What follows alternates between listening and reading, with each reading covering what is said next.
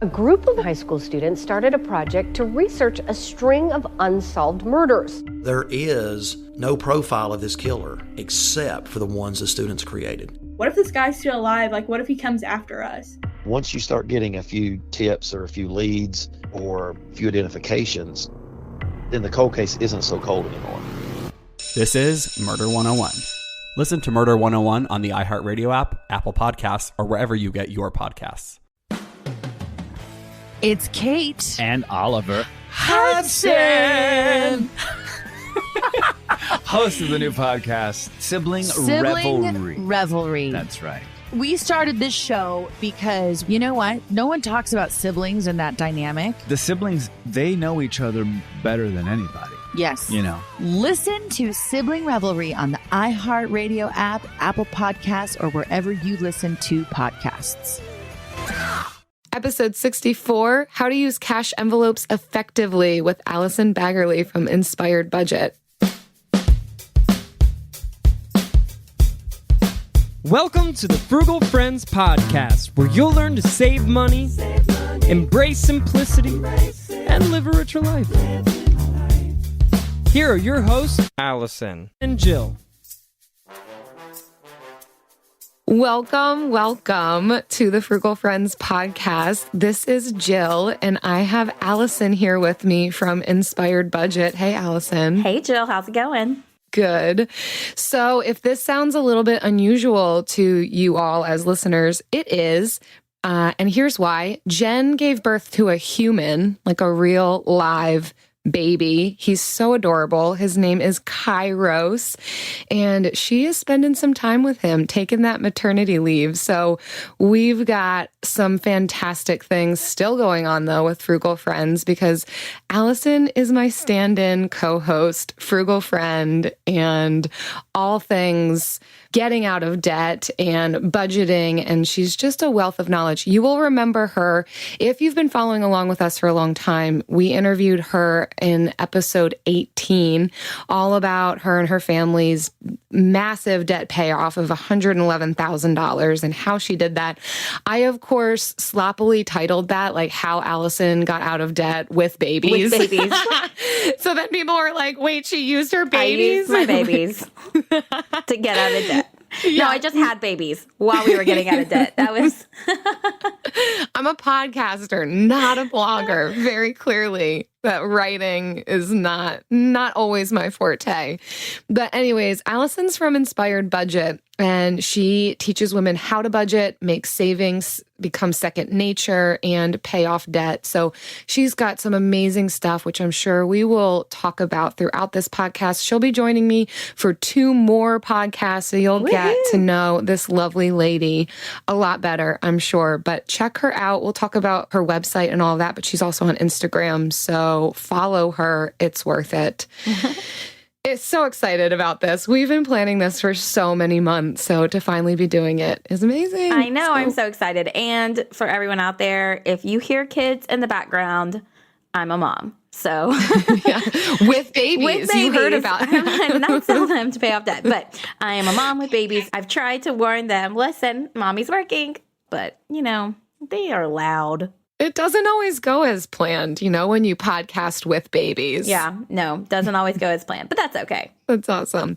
Well, let's get into our sponsors, and then we will get into some content about how to use cash envelopes, because this is something you're really good at, Allison. So I'm excited to not only explore what the internet has to say, but also hear from you on how this works for you. So it's going to be a fantastic episode. But sponsors. Also brought to you by starch-based adhesives. You know the kind. There's nothing quite like sending a letter and licking the rim of the envelope to seal that sucker up. We know they've come up with better solutions, and at the very least, we could use a damp paper towel. But who doesn't want the thrill of licking paper and the risk of a bleeding tongue? Starch-based adhesives, the best way to get a free snack in the middle of a workday. Free snack. Yum. We were talking about envelope systems today, so it made me think of that. That's perfect. The little treat you get when the envelope tastes good. Right. Well, let's get into these articles. And our first one is brought to us by none other than DaveRamsey.com. We don't often reference Dave Ramsey's material, even though so much of this movement of debt freedom kind of began with some of the things he is doing. But not that we, go along with everything that he says, but he has some good points. He does, yes. And this envelope system is one of them. So this one explains just what it is. So for those of you who are unfamiliar with this or you want some more details, we're just going to go through it. So what did you think about this article, Allison? I thought it was very informative. What I like about it is that it's fact-based. It kind of just gives you like a really good starting point to know exactly what it is and how to implement it. Yeah. Speaking of how did they describe what it is? Also mixed with your own knowledge. What is it? It's basically using envelopes. You pull out cash from your checking account and you put them in separate category envelopes of categories that you tend to overspend in. So it's not necessarily like pulling out cash for your electricity bill, but more like pulling out cash for food, restaurants, shopping. That way you can kind of have a visual guide of how much you've spent and how much you have left. Yeah, I liked how they described it as like a tool to help you stick to your budget because it's something that will tell you when to stop spending. There isn't really any other way that seems as effective to say, okay, stop, you're out.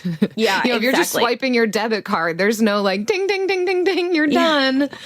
But when it's out of the envelope, it's out. Yes, it's very hands-on. It's for people who need that extra push to actually follow through with their plan that they had set previously. Yeah. So in order to do this, this article goes through just the how-tos, like how this works. And so they start off by saying that number one, think of the budget categories that you need to have in the cash envelope. So these are things like groceries, going out to restaurants, gas, hair and makeup, car maintenance, personal items like a miscellaneous envelope or entertainment or gifts, some of those things that you are regularly going out and spending money on. What are some categories that you've used here, Allison? So we use groceries and restaurants. I do not use cash for my gas because, we started our cash envelope system whenever I was pregnant and we had an infant, and there was no way I was going to get my infant out every time and go in and pay for my gas with cash. And it's not typically an area where our family overspends because I don't have like the desire, like, oh, I'm just so excited to go fill my car up with gas. For me, crap, I'm out of my budget for gas. Exactly. For me, it's like, oh my gosh, I don't want to cook dinner tonight. Let's, even though I bought all the groceries to make my dinner, let's go out to a restaurant. And then I can go in my restaurant's budget and be like, nope, no, I don't have enough. I need to go ahead and cook the dinner like I had planned. So, we use groceries, restaurants. We do have a car maintenance. It's almost like a sinking fund for us because we have very old cars. We have a fun money envelope, which is kind of like our entertainment. And then we have one for gifts as well. Okay, nice. Yeah. What's next in this process? So once you decide actually what you want to be setting up your categories as, you have to figure out your budget amount. A lot of people will message me on Instagram or send me emails and say, how much should be in my grocery budget? Or how much do you put in your fun money? And my answer is, it just depends. I mean, every person is different. Every family is different. So you have to actually sit down and do the work. I can't do it for you. What? I know. Right? Like, if I could, I would make everyone's budget. Like, that sounds like so much fun. For the right amount of money. Exactly. So what I recommend doing is actually like going back in your previous bank statements and getting an idea for how much you spend in these categories, and then asking yourself, is that a reasonable amount? Or am I going way overboard? And give yourself grace, because I remember the first time we wrote our budget and used our cash envelopes, we did not choose an amount that was realistic. And so it took some time getting used to it. But you have to actually sit down, write your budget out, figure out how much you want to spend. So, for instance, if you want $500 in groceries for a whole month, you'll pull that out. Or you can, if you get paid biweekly, you can pull out $250 and another $250. So that way, when you go to the grocery store, if you only have $100 left and that's all you have, okay, I cannot spend over $100. So if my bill is more than $100, I have to choose my least favorite item and put it back. Nice. You're so well acquainted with this envelope system. It's amazing. Oh, I've been using it. We have been using envelopes for over 7 years. Wow. So it's been, I know. Yeah. And exclusively, I remember there were a couple of summer months when we were like, let's go rogue and go off the envelopes. And we spent so much money. So, yeah. So I trust it. Yeah. I know it. I trust it. But I only use it for certain categories. Some people think that I pull out my entire paycheck in cash. I do not do that. That is not what the cash envelope system is. Right. Yep. So then next, after you have created the categories, then you want to create and fill the cash envelopes, right? Mm-hmm. It's not enough to just say, oh, here's what I've allotted to it. Now you got to start to do it. Yes. So actually finding, and we're talking tangible envelopes, and filling those envelopes with the budgeted amount. Now, of course, this will depend on how you get paid, how often you get paid. So if you've budgeted $500 a month for groceries, but you only get paid bi-weekly, then you would do the $250 initially, and then, for the first 2 weeks. And then when you get your next paycheck, put in another $250 and kind of work it that way. Any tips here, Allison, that you found along the way of just this process of actually filling the envelopes with cash? Yes. So what I do specifically is after I write my budget, I flip over my budget, and on the back, I list out the actual denominations I need. And I make a little tally chart for, okay, I want all of my groceries in $100 bills. But what I found is for my restaurant's budget, I don't want to go to Chick-fil-A and hand them a $100 bill. They don't really appreciate that. So all of my groceries is usually in $100 denominations. And then my restaurants, I pull out in $50 denominations. And so what I do is I actually go through and I choose the denominations I need for every single cash envelope. That way, when I go to pull out the money, I can tell the teller, look, I need, 5 $100 bills. I need 4 $50 bills, a 20 and a 10, or however you separate it. We even will pull out ones to pay our kids their chores. Because I'm not going to pay my kid a $100 bill for their chores, Oh, that'd be sweet, though. I know.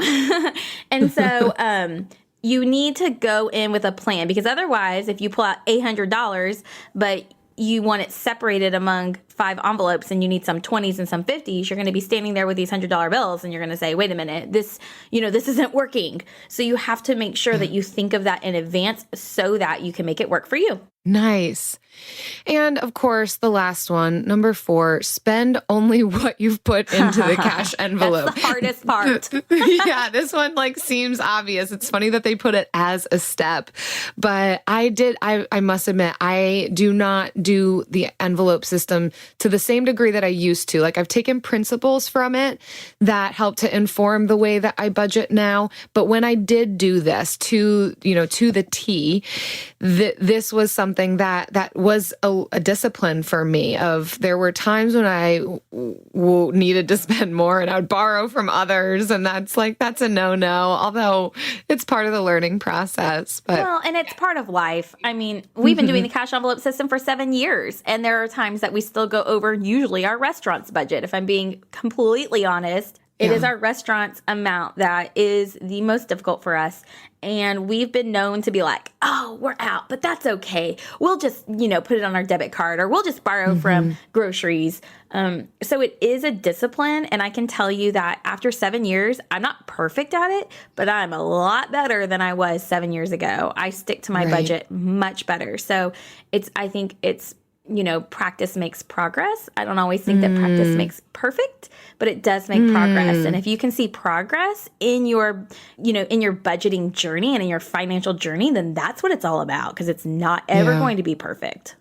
I think you said that in episode 18, the practice makes progress. I'm glad that you did. I'm glad that that's so ingrained in your vernacular because it's such a beautiful statement about what we're working towards. Right. That, growth, not perfection. Exactly. Just getting better and making it work for us in all the nuances of who we are as individuals. So I did like that this article went through some of the frequently asked questions that I'm sure are burning on the minds of a lot of people listening to this episode. So I do want to go through these. Yes. And one of the questions says, which along this lines of spend only what you have in the cash envelope. So what if I run out of money in my cash envelope? Thoughts on that, Allison? Exactly. So if you run out of money, like, it's going to happen. There's going to be a time when you run out of money and you're like, oh no, what do I do? And so what I do is I just really try my best to say like, okay, if I run out of money in my restaurant's envelope, like that's it. I don't get to go out to eat again until we get paid again. That's easier to do than if you run out of money in your groceries envelope because you have to buy groceries again. So my thought is, really, if you can live without that item for the rest of the month or until you refill your cash envelopes, that's what you need to do. If not, then you need to really look at your spending and say, okay, where did I go wrong that's causing me to run out of money so that way I can learn from this experience? And is my budgeted amount reasonable? Because if you're consistently running out of money in your groceries envelope, then you might just need to up it a little bit to give yourself a little bit of wiggle room in there. So that's what I would say. Yeah. My goodness, we're getting way more than this article describes just by having you on the show, which is awesome. Like the article touches on some of that, but we're getting even more like wisdom and expertise from you, which I love. So the next one is, what if some of my expenses are online? And here's what the article describes. They're saying that the point of the envelope system, well, one of the points of it, not the only one, is that you are more connected with the money that you're spending, which should cause you to be more mindful about the way that you're spending money rather than just swiping a card or having an automatic payment. So part of what they're arguing is to push back on some of that and say, hey, look at what you're purchasing online and maybe try to make that a more tangible purchase because it might help you to think about, well, do I need just that constant order from Amazon coming through or some of those mindless purchases that we're making? That being said, I don't think it's completely advocating for every single thing to be paid in cash through the envelope system. That, there are just some payments like health insurance that might just come out automatically. Right. And okay, fine, make sure that that's in your budget. So there is some wiggle room there, it seems, but it's also not saying, okay, well then fine, then don't do the envelope system. Take a look at what you could move to a more tangible purchase. What are your thoughts on that, Allison? I mean, I think that's all great because we don't pay all of our expenses with cash envelope system. I think it's about finding what works for you and your family, and it's going to be different than what works for me and my family. So really truly deciding where are the places that I need to develop better habits, because that's the purpose of the cash envelope, to help you develop those better financial habits. So then what happens? I've never had this problem before, but I'd love to know, for those who do have this problem, what if there is leftover money? Let's say I didn't go out as much as I thought I was going to, and I've got more in my entertainment. What should happen with that? So if you have leftover money, the article says to, number one, congratulate yourself, because that's awesome and you're doing it right. And then it says that it's okay to celebrate within reason. So, don't go overboard and book a fancy vacation or anything like that, but, go to a dinner, get yourself a nice latte that maybe treat yourself, or you can always roll it over to the next month. So kind of leave it in that envelope. So that way you have extra the following pay period. Or you roll it over and then you can budget that much less the following pay period in that same category. It doesn't happen often for me. Leftover money, right. It's glorious when it does. It's like the clouds part and the light shines down and there's angels singing in the background. And I'm like, yes, I did this right. But, it wouldn't be special if it happened all the time. Yeah. But if you approached it like the government, you might just have to say, I have to spend all of this. Otherwise, they're going to make me decrease my budget and I won't be allotted this much next month. True. That is true. But let's not approach it like that. Good one. Yeah. And they even say that you could, if you're really good and you want that extra halo, to put it towards your debt snowball if you are still in debt and trying to pay off that. That's what we used to do. Throw it towards debt, throw it towards savings, throw it towards vacation. Oh, there's so much you could do with extra money. It's awesome. Yeah. And then the last one that people are always asking is, what about emergencies? Like, what happens if an emergency pops up and I'm going to have to go over, at this point? And so, yeah, you have no choice but to shift some things around in your envelope funds. And that's why it's called an emergency. Of course, if you kind of align with some of these baby steps that Dave Ramsey puts out, or really anybody in this kind of personal finance space, is to have an actual emergency fund. Yes. So that you may not have to go into other envelopes to pay for that emergency, but you can borrow from the emergency fund if it's a true emergency, right? We're not talking like, oh no, like I need new shoes. I really need those shoes, or like a haircut, or that's not an emergency. It's like my car broke down, or I am bleeding. I licked too many envelopes. Now what? So yeah, just to be paying attention. And then, but if you're running into a lot of quote unquote emergencies, that might be a time to relook at your budget. Are you allotting enough to each envelope to actually make this worthwhile? We don't want this to be an absolute failure every single month. Exactly. We know New Year's resolutions often don't stick. In fact, on average, they last around 30 days. So if saving money is on your 2024 resolution list, here's a foolproof way to stick to yours. Switch your phone provider to Mint Mobile. For a limited time, wireless plans from Mint Mobile are $15 a month when you purchase a 3-month plan. That's unlimited talk, text, and data for $15 a month. For those of you paying close to $40 a month for just one phone line, this means a savings of $300 over the course of the year. We especially like Mint because all plans come with unlimited talk and text and high-speed data delivered on the nation's largest 5G network. To get this new customer offer and your new 3-month unlimited wireless plan for just $15 a month, go to mintmobile.com/frugal. That's mintmobile.com/frugal. Cut your wireless bill to $15 a month at mintmobile.com/frugal. Additional taxes, fees, and restrictions apply. See Mint Mobile for details. AI might be the most important new computer technology ever. It's storming every industry, and literally billions of dollars are being invested. So, buckle up. The problem is that AI needs a lot of speed and processing power. So, how do you compete without costs spiraling out of control? It's time to upgrade to the next generation of the cloud, Oracle Cloud Infrastructure, or OCI.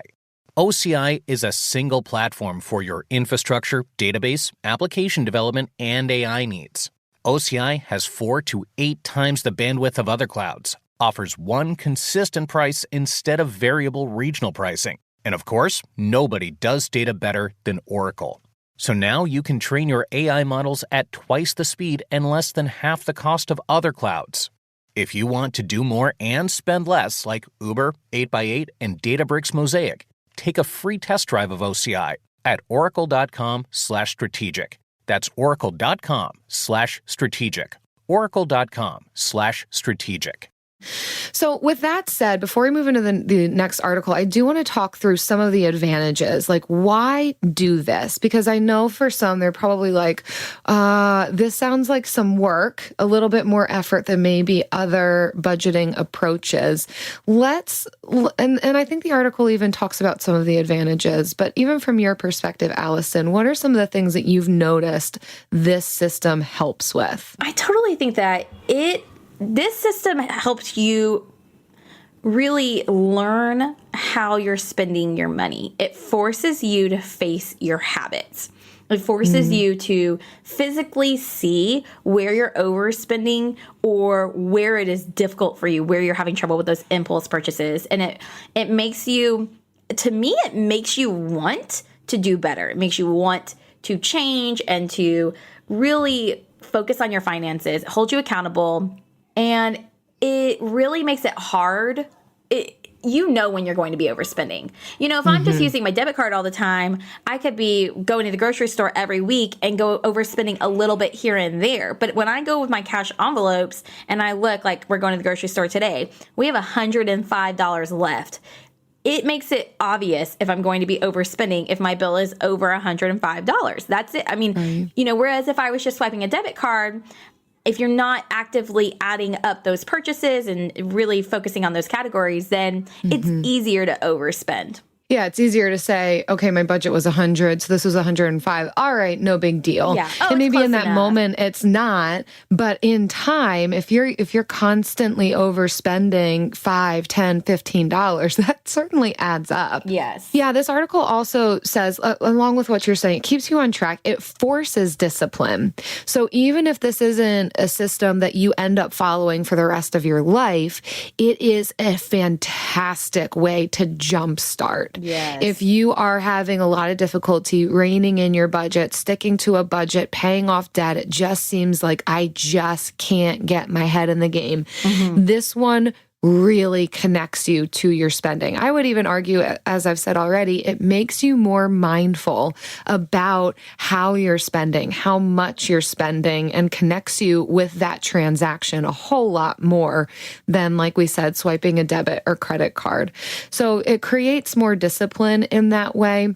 It keeps you on track. It makes it really hard to overspend. Yes. It's very difficult to go over $100 if that's all you have in your cash envelope. So I would at least recommend this for people starting out on this journey. I think it even helps the budgeting process make more sense versus everything kind of being up in our heads or maybe even on paper or on the computer. This is like, okay, I see how this works. For those of us who are more tactile learners or visual, that this is a fantastic way to get some hands-on interaction with your money. I totally agree. So that being said, our next article is talking about kind of the flip side, a little bit of devil's advocate, and we're not afraid to go there, you know? No, we're let's cool. talk about it. We can have some people push back on this. So this article talks about 7 reasons that they literally say that the envelope system, budgeting system, is a terrible idea. Not just bad, terrible. So they threw it down, and we know exactly where they're coming from like, on this one. Forget this. Yeah. So, we're going to have a candid conversation about this. There are some valid points in here, but there's also some things that we might be able to even, have some dialogue through. So, Allison, what did you think about this article? Because I know you've been doing the envelope system for 7 years. It's worked for you and your family. You've figured out how to make it effective for you. Thoughts on this? What stood out to you? So obviously I'm a little bit biased because the cash envelope system has been, I would say, truly the catalyst for changing our family. I mean, you know, the desire to become debt-free, but then this was almost like the tool to help us learn self-control and discipline. No system is perfect. There are problems with the cash envelope system, and it's all about, are the cons heavier than the pros? Are they weighted more? And for me, there are so many more pros than cons with our family. So one of the things was you need to carry a lot of cash. Like, yes and no. I remember the first time I started the cash envelope system, I tried it out actually like when I was single. And I remember I got out like $800 and I was walking out of the bank and I was like clutching my purse and I was like, they all know. They know I have $800. They can see it in my eyes. Someone's going like, oh my gosh, I'm shaking. Like, do I look too fidgety? I was glancing all around me. I got in my car and immediately locked my doors. I got home and I would like peeked out my blinds. Like, they all know I have it on me. But the truth is you need to drive around in an armored vehicle, like with a sign that says, like, I carry guns. Yeah. I mean, like, I was nervous. I'm not nervous anymore. And I don't keep all the money on me. You know, you lock it up in a safe place at home. You take only what you really need. Like, I don't carry my grocery envelope around with me all the time. I don't need to have hundreds of dollars in an envelope for groceries. I only take it to the grocery store when I go to the grocery store. And when I get home, I put it back out where it belongs. So yes, it can be nerve-wracking. However, it is a common misunderstanding that you carry the cash on your body at all times. You only take what you really need. Now, that does mean that you have to kind of plan in advance. It keeps me from going to the grocery, like making random stops at the grocery store and buying things during the week. You know, I have my set day I go. If I don't get what I need then I need to learn to live without it until I go, you know, in a week's time. So it really helps me save money. Right. But, you know, I was scared at first. I was nervous at first. However, whenever you know, sometimes I'll just go straight through the teller. I don't even get out of my car. So I don't even walk into the bank. I just go through the drive-through. I tell them what I need. I get it out and I go on. I'm not like risking the fear of someone seeing me in the bank, getting the cash out and then walking back to my car. So which is why they call this a discipline, right? And it's because it's intersecting also with so many other habits that we have in life connected to our spending. You know, I think for me, there's a nervousness with that of, oh, well, then if I keep it at home, like a lot of times I'll just pop in on my way home from work to grab something along the way. And part of, you know, pushing back on my own argument there is, well, is that the best way to do things? Is that partly why some of my budget does get thrown off course, is because I'm making these random stops, random purchases that I'm not being super mindful about. So, and again, it may not work to the T for everyone's lifestyle, but it is worth trying to see, wow, I could really discipline myself in this area and others if I tried this one out for a bit. One thing that I did notice with this, along the lines of carrying a lot of cash, is just the change that you start to acquire when you use cash, and it started to get heavy. Even if I wasn't carrying around a lot of cash, I found I was carrying around a lot of change and then like shoving the change into the envelopes. And then I just look like a crazy person pulling out the envelopes with all this loose change. Like, do you have any tips on that, or what have you found there? I don't keep the change in the envelopes. If I ever get change, I put it in my wallet, like my little zipper section of my wallet. And it just kind of sits there. And then the next time I make a purchase, no matter what category it's in, I try to see if I can make exact change. So I'm always trying to make exact change. And if I can't, then I take the change and I put it in my wallet. That way, next time I can try to make exact change. And then if my change in my wallet gets a little heavy, then we have a jar and we add to the jar. Whenever it gets full, we take it to our credit union and we have it put straight into our vacation fund. Nice. So we have a separate savings. Last time we were able to put, I think it was like $86 in this jar straight into our vacation fund because it just got all the way full and now it's, you know, growing back again. So I don't keep the change in the actual envelopes themselves. It's funny that you say that because that is something that I started to do just with the change. It just became my vacation budget. So yeah, I was stealing a bit from each envelope for my vacation, which I'm okay with that. Okay. I mean, you know, it's not like you were spending it on something bad. It was just a leftover. And then you can always try to make exact change. Exactly. So she also mentions that she argues, this article, for better online budgeting systems, like in her estimation. Now, I will say this woman says she did try the envelope system, and she says she tried and tried and tried and tried, and it just didn't work for her. And one of the reasons that she's saying is she feels like it's a bit archaic, and arguing for that there are better online budgeting systems. And okay, I see her point. I will say this is something that I'd push back with a bit, because the whole point with the envelope system is that it connects us with our cash and spending.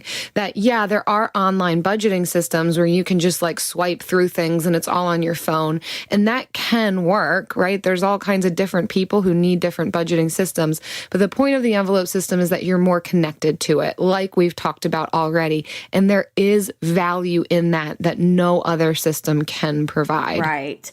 Well, and here's the deal is, you know, she says there's better options, but the truth is that I use the cash envelope system and I track my expenses on a spreadsheet. So she's saying that they're one and the same, which I say, no, they are not. They are not one and the same. I still track all of my expenses and I can break them down into categories, and I track, you know, it includes everything. It includes what I take out of my cash envelopes as well as all of my bills and anything else that I swipe my debit card for. But I use my cash envelopes to help me learn how to have discipline. So she's saying, well, you can just use the, mint.com. Well, no. I mean, yeah, you can just use it, but the envelope system has its different purpose. She's linking them together. I say, no, they're separate. They're two totally different things. It's not just a way to track. It's also a way to spend. Yeah, that's a great point.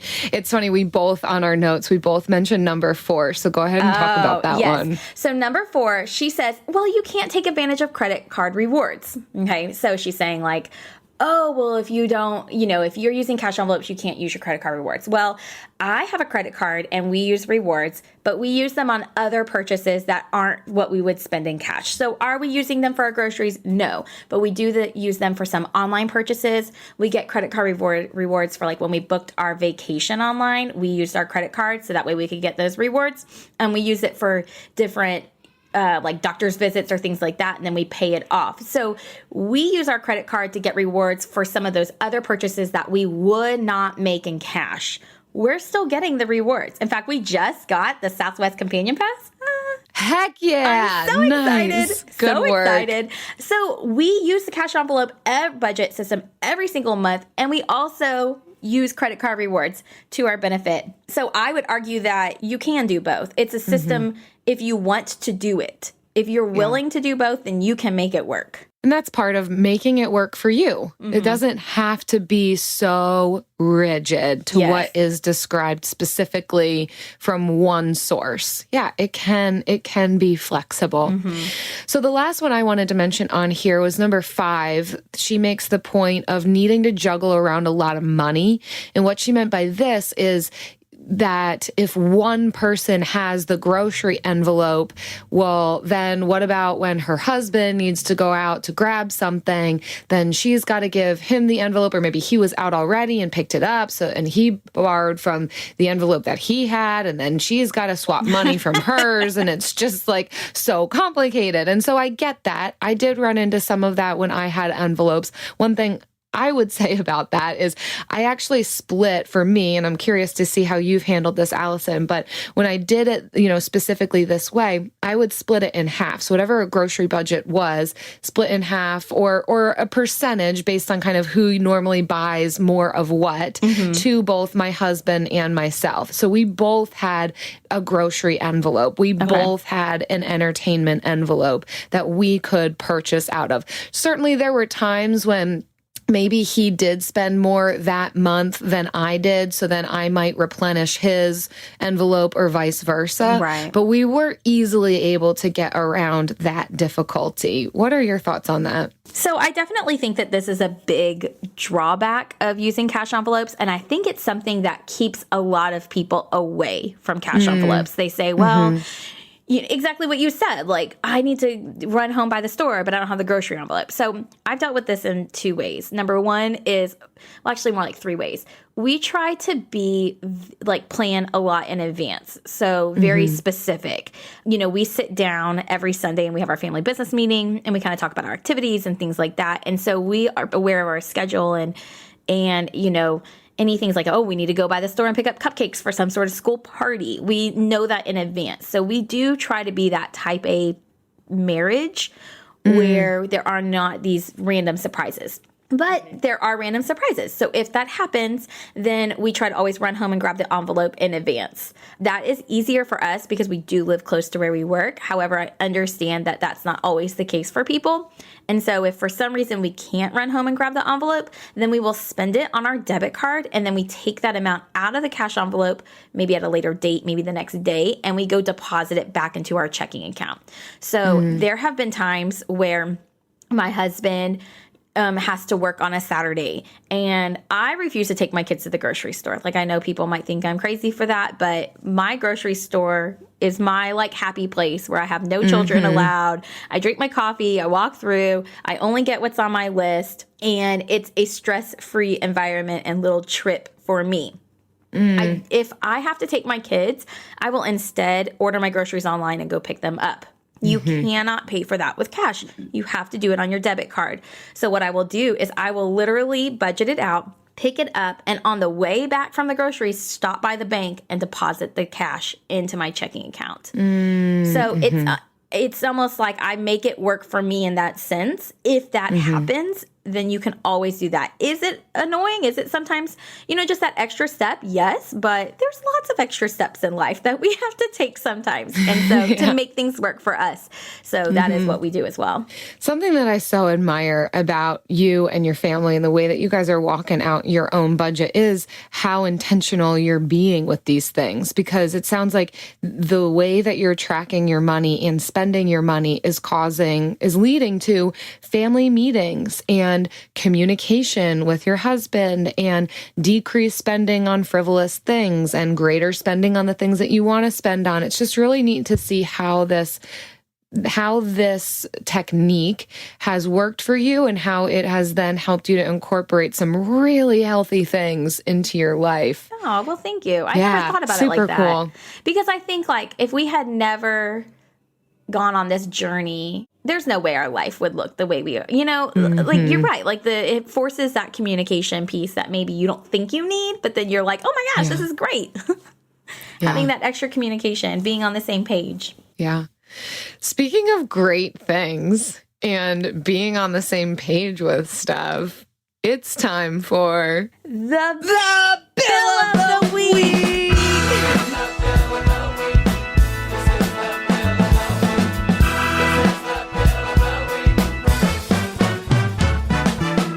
That's right.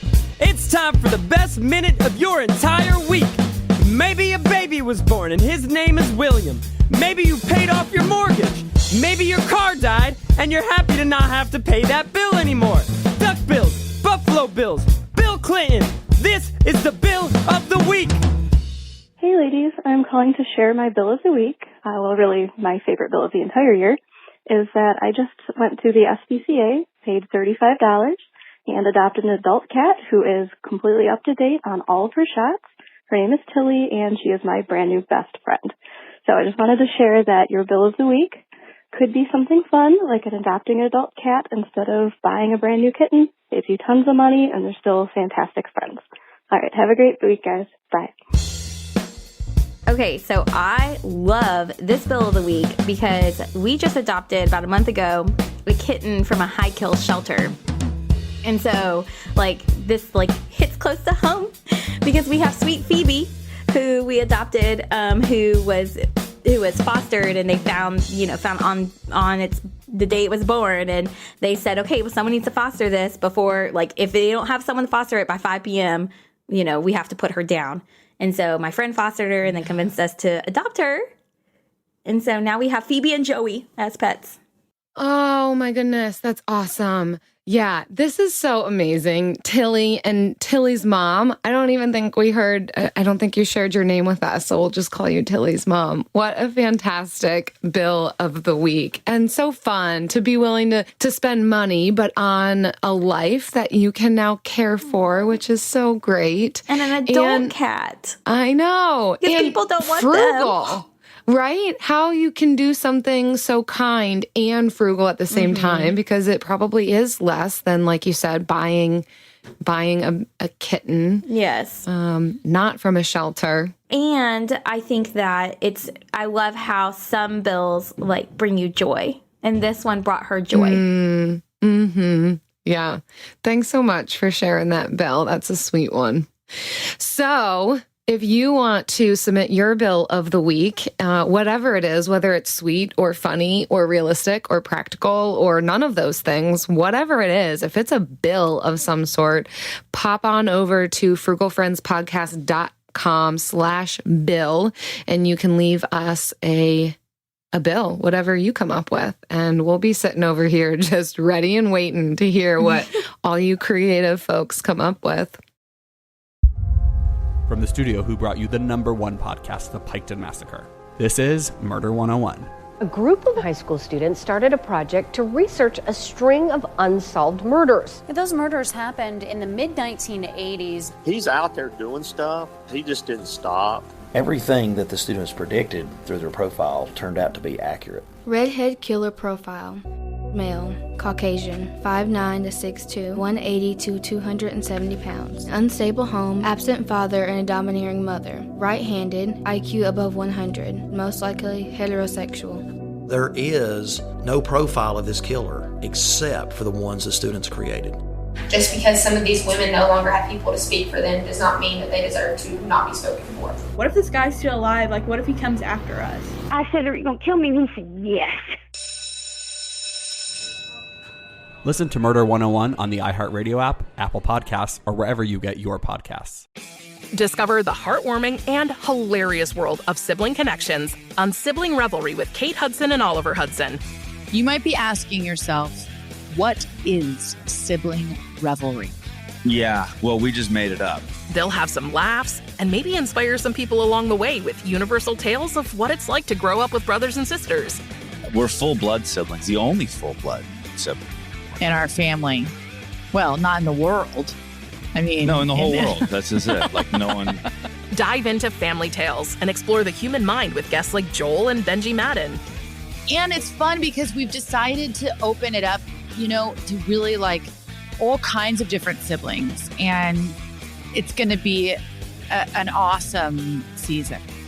It's more than a podcast. It's a celebration of the ties that bind us. Listen to Sibling Revelry with Kate Hudson and Oliver Hudson on the iHeartRadio app, Apple Podcasts, or wherever you get your podcasts. And now you know what comes next. It's the second half of the show called The Lightning Round, which always gets more and more intense. I just love it. It really has nothing to do with lightning. Or electricity. It's just enjoyable. But we want to talk about how to make the envelope system work for you. So I do have a link in our show notes to Allison's website, inspiredbudget.com, and everything that she has to say about the envelope system. But we want to talk a little bit about, okay, this can sound daunting if you've never been this connected with your budget or your money, but how you can make this work for you. What you got, Allison? Okay, so here's the truth. The truth is that what we've talked about on this podcast is that no method is perfect. Okay? Mm-hmm. It's not going to be perfect. So what I tell people is, listen, just try it out for 3 months. Try it out, because the first month, chances are likely you're not going to get it right on the first month. I know it took us 3 full months to be like, okay, this is how this works. These are our habits. We can make this work for us. Try it out for 3 months. And then if you hate it, no hard feelings. That's fine. Find something that works for you. But at least give it a shot. Yeah, we're not offended. Yeah. Do what you want. Exactly. I also think that it's important to have this be something that you want to interact with. So for me, that includes making it something beautiful to you. It's something that I've realized even in my tiny living or minimalist lifestyle, I'm really only able to do it, not because I'm an incredible person. I mean, believe what you want. But my small space is beautiful. The things that I interact with in it are functional and beautiful. Like, I've got one knife, but it is a good knife. Yeah. Not 20 knives that are broken and not sharp and don't cut my tomatoes. So that's a tangent. But for me, it was important for the envelope to be something that I wanted to interact with, something that was pleasing to the eye, something that was functional for me. And you've got some great ways of making it functional and beautiful, Allison, over on your website. Yes, I actually will send you to your inbox 14 pages of envelopes for free. Yeah, for free. If you sign up for my Budgeting Basics email course, and we can put that link in the show notes as well, then you get a whole bunch of printables, and I like to print them on really pretty cardstock and just use packing tape to secure them. And choose colors that make you happy, or you can always draw on them or add pretty tape or designs. I even have some envelopes that I've designed that have patterns that are in my Inspired Budget shop, which are, there's like a floral set, and there's a shades of blue set. And so making it something that, like you said, you enjoy, that's beautiful, that brings you joy, just that small amount, it's going to make you want to try it longer or actually implement it and use it. Mm-hmm. And we like free. We're frugal. So of course we like free. Free printables are awesome. So I'll definitely put that link in there. I also think that this is just great for those who want to stick to a strict budget. If you are serious this time about getting out of debt, I know we've talked about we all can fall off the horse sometimes, but if this time you really mean it, well, this just is going to work for you. This is a fantastic way to get serious and make some real changes in the way that you spend and interact with your money. So absolutely. Our family, we started the envelope system because we wanted to become debt free. And this was a tool or a method we could use and put in place to help us be better when it came to our finances so that we could send more money to debt and pay off debt. And it just works. If you put in the effort and you truly follow through with it, it works. You will be amazed at how much extra money you find in your budget because it truly forces you to stay on track with the categories where you overspend. And that is what has allowed our family to pay off that mountain of debt in 4.5 years while growing our family. And it has allowed us to, save more than we ever thought we could and just continue to live a lifestyle that is not only, a comfortable, honestly, like we live a comfortable lifestyle. We live a comfortable life. We have our spending money, but it still allows us to reach those financial goals where otherwise we wouldn't be able to reach them because our spending wouldn't be in check. Yeah. And again, other things, just to reiterate some of the things we've already talked, ways to make it effective, make it work for you. Don't feel like you can't bend the rules a bit here. That, yes, if you want to use your credit card to get points, decide what purchases you're going to use your credit card for. If you're concerned about putting money back and forth between spouses or others in your family or household, then make sure each person has money for each category. You decide what the categories are. You decide how much goes into them. So make it work for you. And again, follow along with Allison because she does this technique like a champ. So she's constantly got great tips for you on how to make this work for you.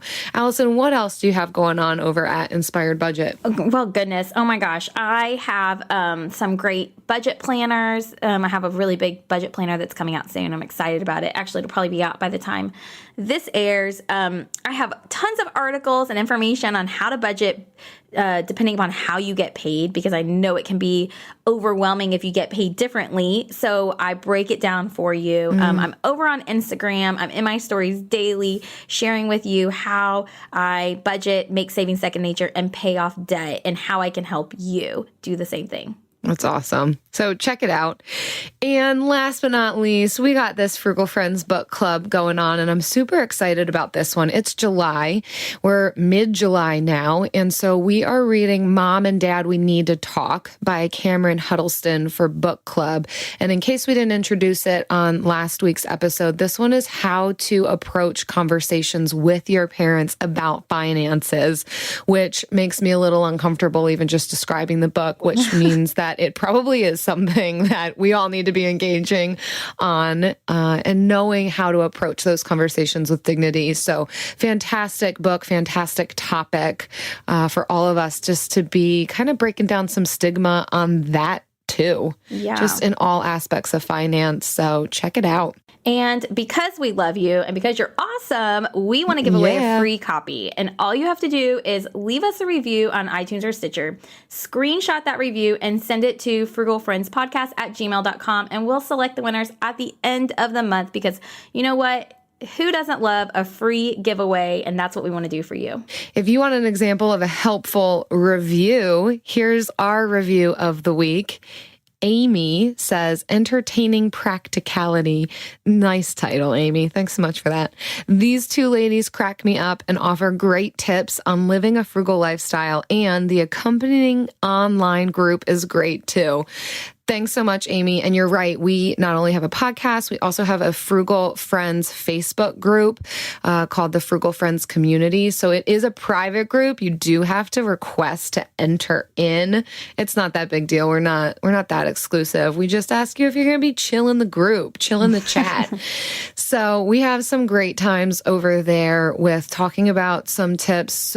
People are so active in the group, sharing free things that they've learned about, tips, asking asking questions, giving us some funny pictures. So yeah, join us over there. It's a great group. I love being a part of it. Oh, yeah. We love having you, Allison. We are literally, I love that we are frugal friends. There's so much meaning to just the title of our podcast. We are gaining friends in this kind of frugal community. So it's fantastic. Yeah. So that's all, you guys. I hope that you enjoyed hearing from Allison as much as I did, and my newest little stand-in co-host over here doing a fantastic job. Well, thank you. So you will hear more from Allison next week, y'all. Yes. See you then. See you next week.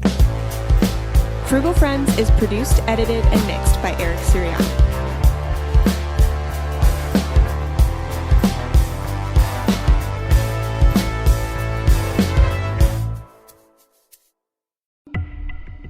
A group of high school students started a project to research a string of unsolved murders. There is no profile of this killer except for the ones the students created. What if this guy's still alive? What if he comes after us? Once you start getting a few tips or a few leads or a few identifications, then the cold case isn't so cold anymore. This is Murder 101. Listen to Murder 101 on the iHeartRadio app, Apple Podcasts, or wherever you get your podcasts. Discover the heartwarming and hilarious world of sibling connections on Sibling Revelry with Kate Hudson and Oliver Hudson. Dive into family tales, explore the human mind, and laugh with guests like Joel and Benji Madden. It's more than a podcast, it's a celebration of the ties that bind us. And it's fun because we've decided to open it up to really all kinds of different siblings. And it's going to be an awesome season. Listen to Sibling Revelry with Kate Hudson and Oliver Hudson on the iHeartRadio app, Apple Podcasts, or wherever you get your podcasts.